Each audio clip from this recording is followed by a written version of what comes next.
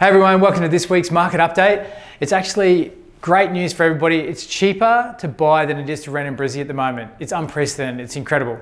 So the media report that came out this week said it's basically a once in a generation opportunity where it is actually going to be cheaper to buy at the moment than it is to rent. So the way that we look at this is due to record low interest rates, new figures are showing buying a home is now about 55% cheaper than renting in Brisbane, Sydney, Melbourne and Adelaide. And this is based on their outer city suburbs. So just to give you guys some context around it, in Brisbane, the example that they used was North Lakes.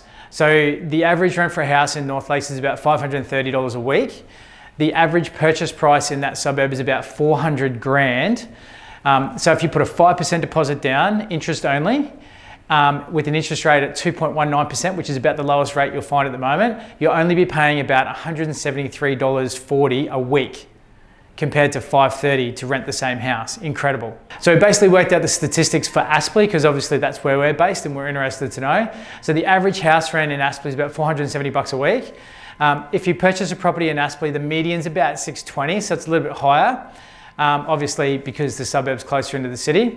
With a deposit of 5%, on interest-only repayments at an interest rate of 2.19%, which is your lowest at the moment, you'd actually be paying about $268.75 a week, which is still about 50% of what you'd be paying if you're renting out the same property. So it's incredible savings. So I think the reality of the situation, guys, is it is way cheaper, if not 50% cheaper, to own your own home at the moment than it is to rent in most areas, especially the ones that are out of suburbs and out of Brisbane. It's incredible.